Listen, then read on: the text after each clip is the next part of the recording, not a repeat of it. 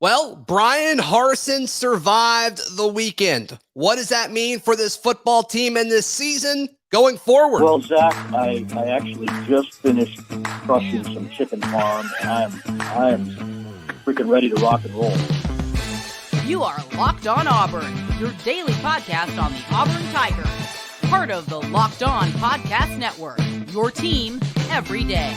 Yes, welcome on into Locked On Auburn, your daily Auburn Tigers podcast. I'm your host, Zach Blackerby, and thank you so much for making Locked On Auburn your first listen every single day. I'd like to thank LinkedIn Jobs for being the official college football recruiting sponsor across the Locked On College Network. LinkedIn Jobs helps you find the candidates you want to talk to faster.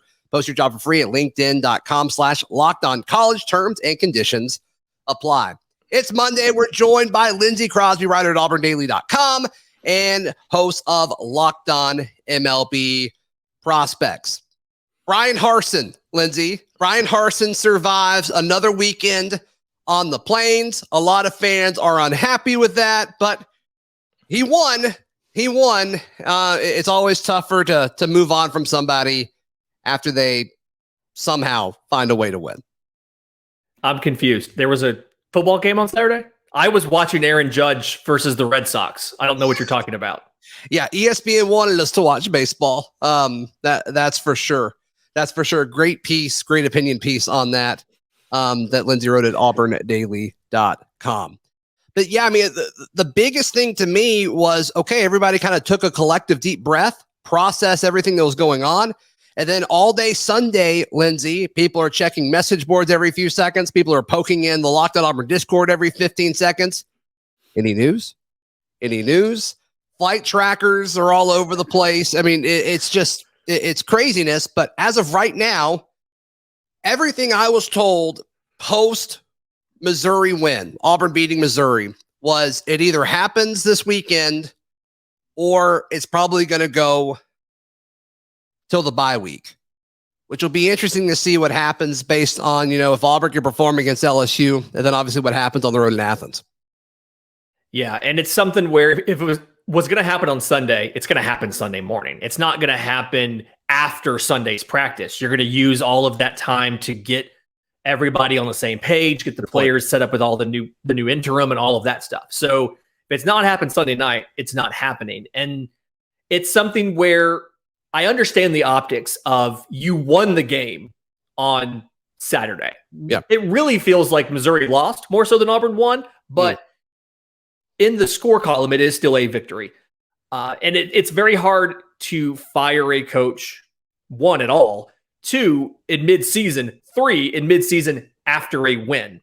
But you can't come out of the Missouri game and feel better about this team than you did going in. Because after the first two drives, what Auburn looked like for virtually the entire rest of the game. Yeah, I mean, I think I agree with you. I think I agree with you on that. And look, I've pivoted a little bit, I guess a lot of it, on this. I was originally in the camp, as soon as you realize, okay, this isn't going to work, the season's going south, pull the plug, give an interim a chance. Let's see if you can salvage the season.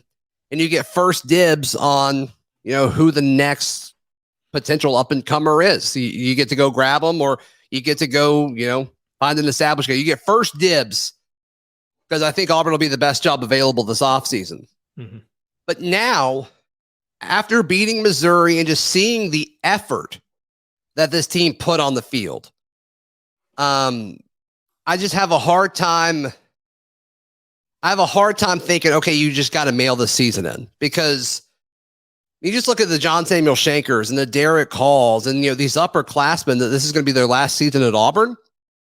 And I mean, if you think firing Bryan Harsin is the best for those guys in the short term, I'm cool with it.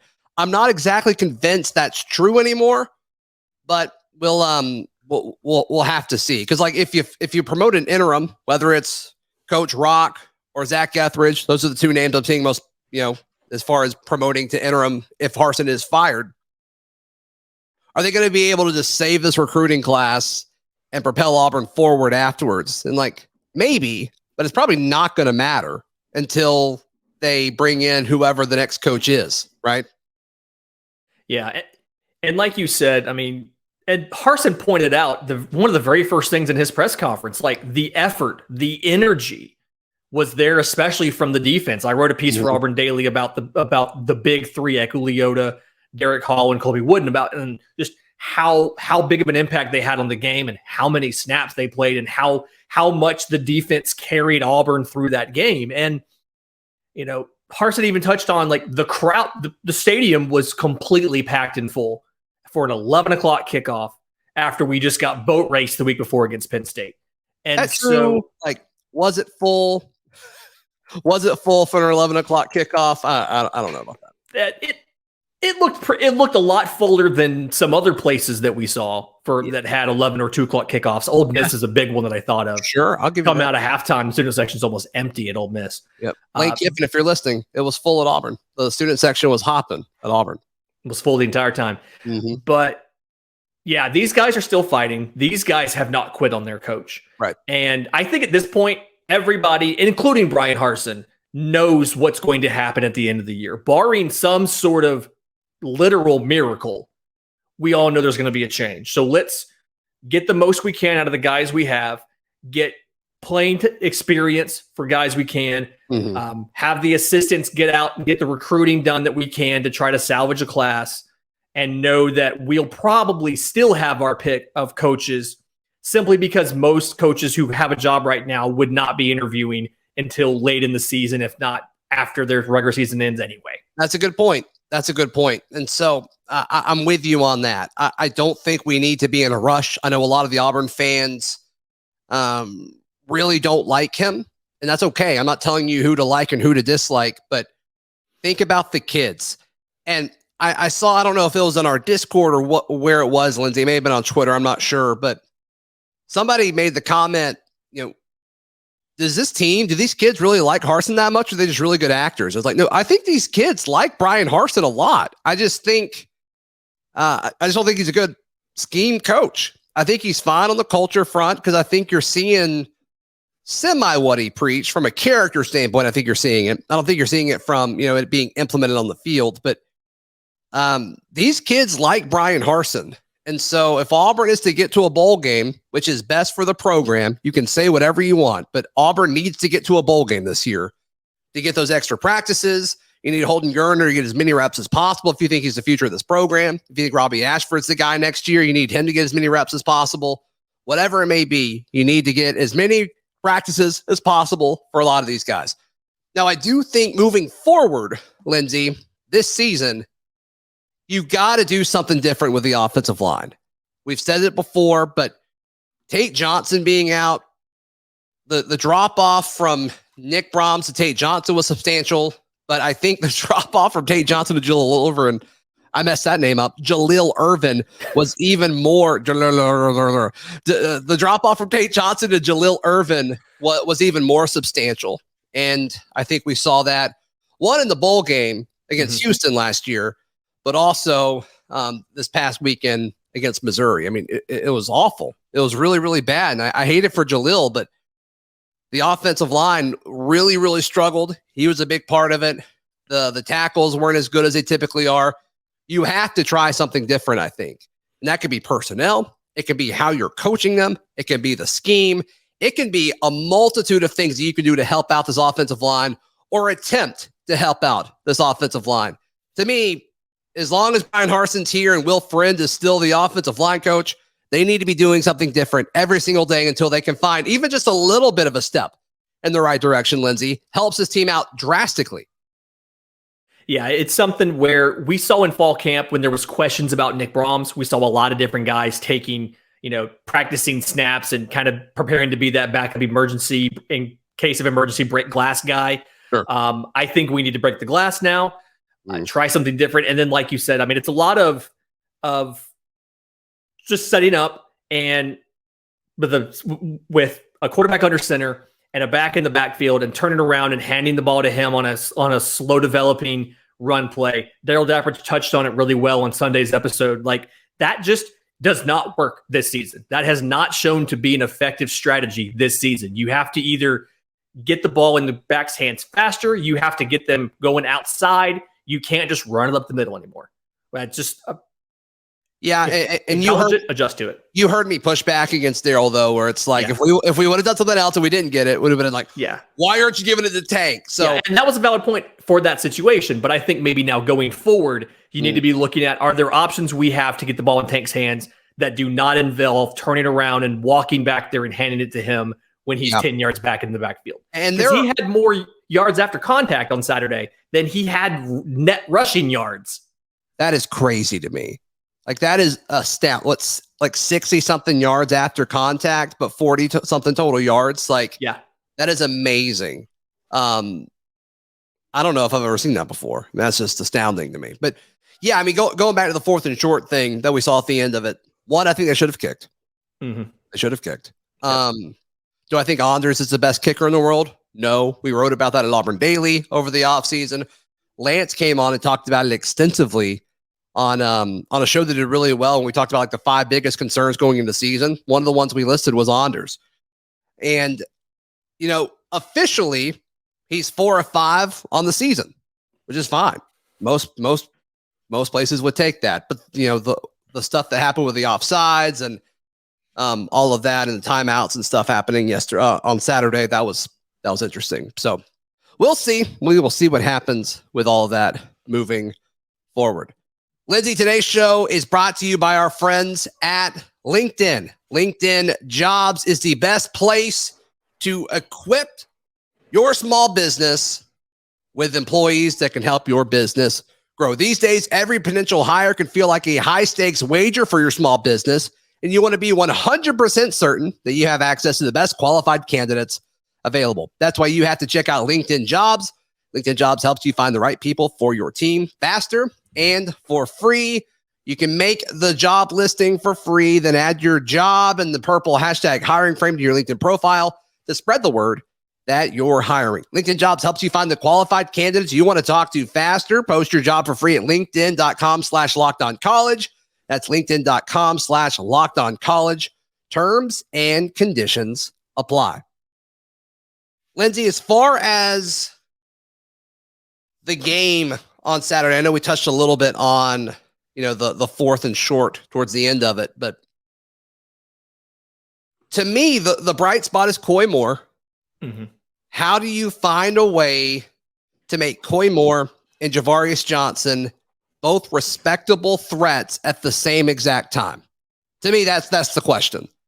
That'll open up things in the running game. It'll make life easier for Robby Ashford or TJ Finley or Holden Geriner, whoever's at quarterback. And also, I think it'll help out whoever's on the field at tight end, whether it's John Samuel Shanker or Luke Deal, and then other wide receivers too. I guess in that situation, I guess that would either be Camden Brown or Shedrick Jackson. That would be the 3rd wide receiver if both of those guys are on the field at the same time. So you got to figure that out, whether it's a scheme thing, whether it's, you know, route patterns. I mean, you've got to put both those guys on the field as much as possible and get them both 6 or 7 targets each.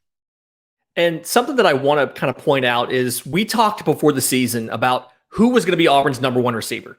And I said, you're not going to know who the number 1 receiver is until you know who the quarterback is, because each quarterback's going to have their own rapport with their own receivers. And we heard from Robby Ashford after the game, and he talked about that specific throw, that back shoulder throw that he did. That's something that he and Coy Moore have practiced multiple times. And that's something that they have chemistry on and they've worked on. And so I feel confident about Ashford finding Moore in situations when he needs to make something happen. Now, to your point, the question is, how can you also scheme in Javarius Johnson?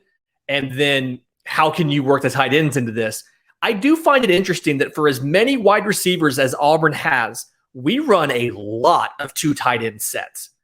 And part of me, I understand that, you know, sometimes you need the blocking help, especially right now.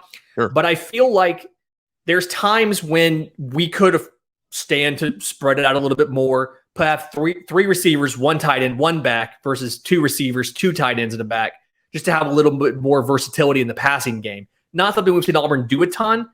Just feels like you get those 3 receivers out there together, get JVJ and Moore being threats in the game, and it opens everything up for everyone else. Yeah. Going into the season, I would have disagreed with you because there was the strength of the offense was the tight end room. in the running back room. And now I think Auburn's wide receivers are good. I just don't think we can get them the ball, which is not what I was expecting. But like, whenever the quarterback had time to throw it, they would be good. And I also thought quarterback would be the issue if there was one. And I thought Robby looked good on Saturday, considering everything going on. And also, I've said this before, like TJ is the same situation. I think whoever's at quarterback right now, we saw Holden Gerner look totally lost back there too. I mean, the pressure is just unreal. The pass rush of opposing teams, I cannot imagine, Lindsay, what LSU is thinking game planning for us. There is probably not enough 3D printed body armor that we can make in our athletic facility to protect these quarterbacks from LSU. Why, if you're playing Auburn this year, why would you not send 5 every single play? I'm sending at least 5, if not more. Although there might be times when you can just have 5 down linemen and 2 running and 2 linebackers, and Auburn will run the ball into it anyway. Because there was a very insistence, like a very dogged insistence on we are going to run the ball. And I'm cool with that though. Like I'm cool. Like we begged for that, right? Like we begged for that against Penn State, and then they do it against Missouri, like to a T. And it works for the first 2 drives. Then Missouri adjusts, and then we didn't know what to do after that. But with the current situation of this team, I'm okay with this. Like run it, almost being stubborn about it. Like, nope, we're doing this. We're doing this. We have Tank Bigsby. We convinced him to stay here and not transfer. We need to use him over and over and over and over again. And then when he gets tired here, Jarquez, you go have fun. Something you touched on, I do want to come back to just real briefly, is the 2 opening drives. Auburn doesn't throw the ball on the first drive. There were a couple plays that looked like they were called pass plays where Ashford ended up scrambling because of the pressure. Yeah. But Auburn has a focus on running the ball in a variety of different ways, feeding the backs in those first 2 drives, and scores touchdowns. Mm-hmm. Then the pre-written game script runs out. And from that point on, Auburn doesn't score again until overtime. Yeah. How much of that do you think was Missouri having their way with our offensive line? And how much do you think that was live play calling in the moment not being up to standards? If you would have asked me that question right after the game, I would have given Missouri credit. But now, and I'm trying to find it, Nathan King put out an awesome tweet, a very exposing tweet. Here it is. Nathan King of 247, auburnundercover.com. Check him out. He tweeted out Auburn's last 6 second halves against Power 5 opponents. 0 points, 6 points, 3 points, 3 points, 6 points, 0 points. Last 6 Power 5 opponents. You have not scored a complete touchdown in the second half of your last 6 Power 5 opponents. What in the world? That's coaching. That's coaching and play calling. That's not scheme. I'm sorry. That's not offensive line pressure. That's not a backup quarterback. That's your scheme. That is, you are doing something in the first half that works, that's simple enough where they can adjust and take it away at halftime, and you can't figure out something else to do. Yeah, I mean, it doesn't look like it's conditioning, right? Like, no, these guys don't look tired at the end of the game any more than like a normal football team, right? But yeah, that's half of a season, right? I mean, you play 12 games, that's half of a season. Like that is a substantial sample size there. And some of it's a little misleading because it's the second half. So like Auburn did score and get in the end zone in those 4 overtimes against Bama. But this is just the second half. Yeah. And some of that, you do get a short field in overtime. You're kind of given that automatically. Sure. And so it's different. I can't find it right in a second. I did see a tweet about Auburn's field position in the Missouri game and how they didn't start a drive, I think something like better than their own 30-yard line the entire second half or something like that. So they had a lot of long fields, but still, that's a very, very telling stat. And I think if you have questions about does Bryan Harsin need to stay or go? You can look at this and you can say, well, schematically, it's not working. The production's not there. The recruiting's not there. We saw the piece last week on Auburn Daily. So what exactly would you say it is that you do here? Yeah, like what's the strength of the Bryan Harsin tenure? You fix the culture. You do Top Gun videos with the quarterbacks. Yeah. You work out a lot. Like I don't know. I've got nothing here. Like I can't go to the average Auburn fan who doesn't know all of the inside intrigue stuff and just knows that Auburn's not been playing well. I can't go to them and say, here's what he's doing really well that shows he deserves a third season. Yeah, that's what kind of, that sums it up to me. It's like, whenever I evaluate individual players, I ask the question, okay, what does this player do well? And I think you can do that with anything. And like, what is Bryan Harsin done well? And it's tough. It's tough to come up with anything. And I hate it. All right. So looking ahead to LSU, what can we expect from that in just a moment, right here on Locked On Auburn? I want to tell you about our friends at the drugstore. It is a locally owned drugstore pharmacy that is in Auburn. It's run by Auburn folks, Auburn alum, and it's right off of North Dean Road. Encourage you to go check it out. They've got all kinds of things that you would need in regards to keeping your health or filling your prescriptions and all of the goods that you would find typically in a pharmacy. You want to head over to the drugstore. They've got a convenient use drive-through.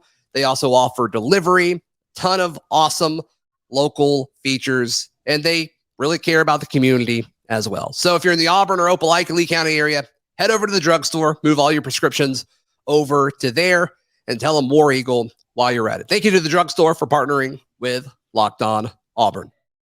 Lindsay, we made the joke earlier when talking about LSU, but man, I just kind of looking ahead to this game. Jaden Daniels has had an outstanding season thus far. LSU's quarterback. Apparently he's banged up a little bit, which I guess is good for Auburn. But outside of that, man, like I just have a hard time seeing how Auburn's going to score points.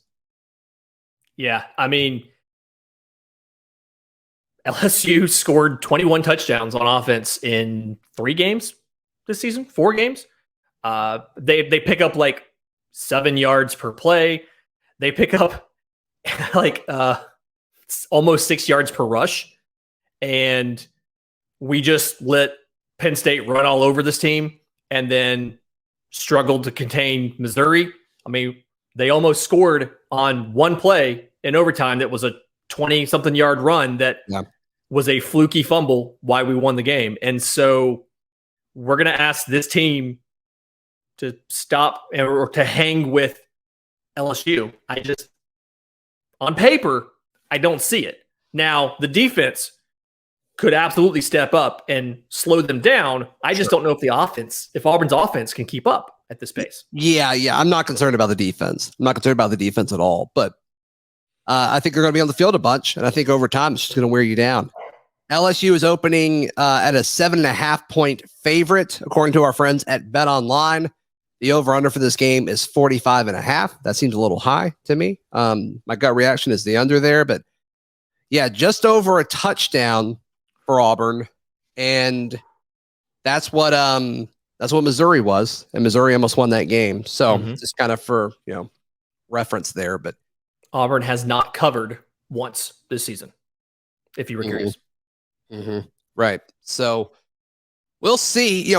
Going into the season, my take on this matchup was I think Auburn would win it, but it would be because like the Brian Kelly thing hasn't really like established itself yet. And that may still be true, but this team just isn't as good as I thought it would be. I was extremely wrong, and I overhyped this offensive line way too much. Yeah. LSU has 3 backs that are averaging 5.9 or better yards a carry. That's crazy. Yes. And together they have 11 touchdowns.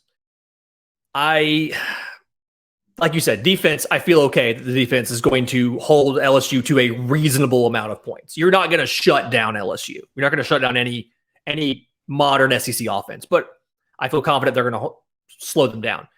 Defensively, LSU has like 12 sacks on the year already, and I'm worried they might get 12 on Saturday. Oh man, I mean, they're not going to get 12. But like, they're not going to get 12, but you told me they got 4 or 5, it'd be like, yeah, maybe. Like, I mean, what did Missouri get? Missouri did rather well for themselves when it came to stopping this Auburn team. mm-hmm. Missouri had double-digit tackles for loss. They had 4 sacks. They forced 2 fumbles. I mean, if Missouri can do it, mm-hmm. LSU typically, like, they're also Tigers, but they're better conditioned and better Tigers with more stars. I mean, so Missouri gave up, or they pressured us 15 times. PFF gives them 4 sacks, 1 quarterback hit, 10 quarterback hurries. And like, Missouri's not good. They didn't have any sacks in their previous game against an FCS team. Yeah, I think they had 8 hurries against Abilene Christian, 7 or 8 hurries against them, then 7 or 8 hurries against Kansas State. And so just for like, I'm not huge on the whole, like, you know, the transitive property thing, right? But it's not good. The fact that we're giving up twice as many pressures to a team that Abilene Christian is, and at home. And that's not even a talent thing, right? Like, is Auburn's offensive line worse than Abilene Christian's? There's no way, right? Like, there's no way it could be. But there's like, maybe it is. It doesn't make sense that they would be worse than Abilene Christians, but maybe they're closer to there than we realized, and maybe the scheme does them no favors. And we've heard people on this show talk about, you know, lack of some of the quick developing pass plays and some of the